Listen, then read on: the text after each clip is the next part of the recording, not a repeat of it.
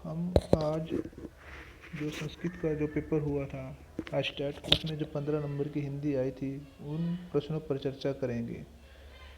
Estate में 15 number की हिंदी आई थी, उनमें से जो आपका पहला क्वेश्चन था 31 पेज ऐसे, साधवाचरण सही शब्द का सही संधि विच्छेद। तो बच्चों यहाँ पर 4 ऑप्शन दिए हुए हैं। पहला ऑप्शन है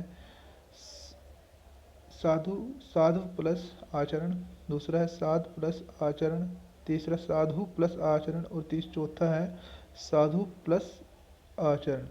तो बच्चों यहाँ पर आपका जो ऑप्शन होगा 4, वो सही आंसर होगा। साधु प्लस आचरण, यह आपका सही आंसर होगा। अगला क्वेश्चन है गिरीश शब्द में कौन सी संधि है।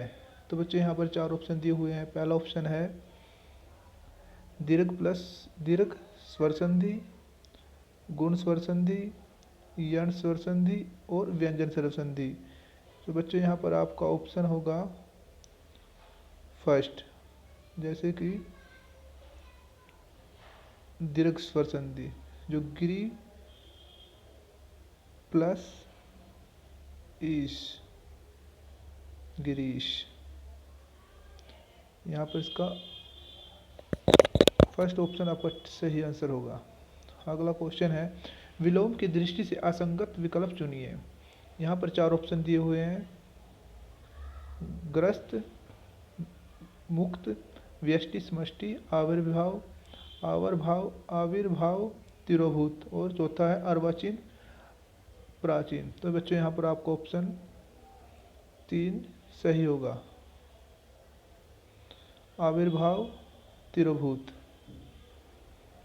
तो 34वां क्वेश्चन है क्रिया की दृष्टि से असंगत विकल्प चुनिए।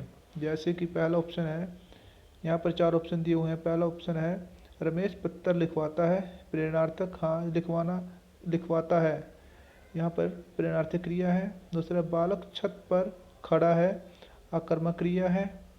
अध्यापक बालक को हिंदी पढ़ा रहा है, विकर्मक क्रिया।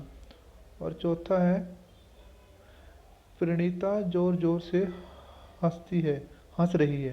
तो बच्चों यहाँ पर आपका ये फोर्थ सही आंसर होगा, क्योंकि आकर्मक नहीं, हंसना द्विकर्मक आकर्मक क्रिया होती है। अगला क्वेश्चन है जिज्ञासा का सटीक समानार्थी। जिज्ञासा का आपको जो समानार्थी है इसका बिल्कुल वो बताना है। तो बच्चों इसका आंसर होगा ऑप्शन नंबर 2, ज्ञान इप्सा। अगला क्वेश्चन है वचन की दृष्टि से कौन सा युग्म सही है। तो बच्चे यहाँ पर आपका जो थर्ड है नारी नारियों, ये आपका सही आंसर होगा। अगला क्वेश्चन है किस विकल्प में भाववाचक तद्धित का प्रयोग हुआ है। तो बच्चे यहाँ पर 4 ऑप्शन दिए हुए हैं। पहला है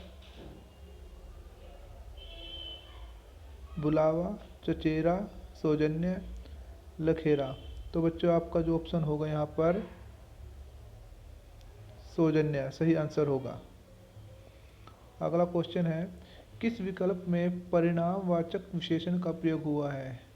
तो बच्चों इसका आपका ऑप्शन होगा 1 ठीक, प्रणव 5 किलो दूध पी गया, यह आपका सही आंसर होगा। अगला क्वेश्चन है विसर्ग ध्वनि का प्रयोग किन शब्दों में होता है। तो बच्चों आपको जैसे जानते हैं विसर्ग संधि तत्सम शब्दों में होता है। तत्सम शब्द उनको बोलते हैं जो संस्कृत के जो शब्द होते हैं, संस्कृत के शब्द जो हिंदी में ज्यों के ज्यों प्रयोग हों उसको बोलते हैं तत्सम शब्द। इसलिए यहाँ आपका ऑप्शन नंबर 1 सही होगा। अगला है सरसी शब्द में कौन सा समास है। यहाँ पर 4 ऑप्शन दिए हुए हैं। पहला कर्मधारी है, दूसरा द्वंद्व, तीसरा अव्ययभाव समास और चौथा है अलुक तत्पुरुष समास। तो बच्चों यहाँ पर आपका ऑप्शन नंबर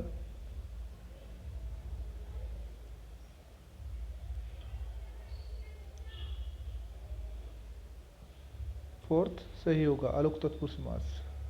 अलुक तत्पुरुष समास आपका यहाँ पर सही आंसर होगा। अगला क्वेश्चन है उच्चारण की दृष्टि से ग व्यंजन की ध्वनिगत विशेषताएं। तो बच्चों यहाँ आपका ऑप्शन होगा ऑप्शन नंबर 3 कंठ, सुघोष और अप्राण। अगला क्वेश्चन है, सामने जो बड़ा सा घर दिखाई दे रहा है वह मेरा है, वाक्य में किस सर्वनाम का प्रयोग है? तो बच्चों यहाँ पर आपका आंसर है ऑप्शन नंबर 3, निश्चयवाचक। अगला क्वेश्चन है, किस शब्द में अन उपसर्ग का प्रयोग नहीं हुआ? तो बच्चों यहाँ पर 4 ऑप्शन दिए हुए हैं, अनुत्तर, अनुपम, अनुद्धार और अनुगमन। तो बच्चों यहाँ पर जो अनुगमन है इसमें अन प्रत्यय नहीं है, अनु प्लस गमन, ये आपका 4th सही आंसर होगा। अनुगमन में अन प्रत्यय का प्रयोग नहीं है, अन उपसर्ग का प्रयोग नहीं है।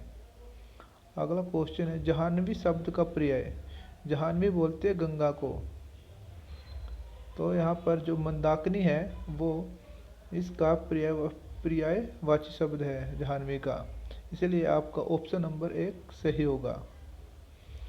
अगला क्वेश्चन है 45 में, यह आपका महात्म्य है, वाक्य में प्रयुक्त महात्म्य शब्द में कौन सी संज्ञा है? तो बच्चों यहाँ पर 4 ऑप्शन दिए हुए हैं, पहला जातिवाचक, दूसरा है भाववाचक, तीसरा समूहवाचक, चौथा व्यक्तिवाचक।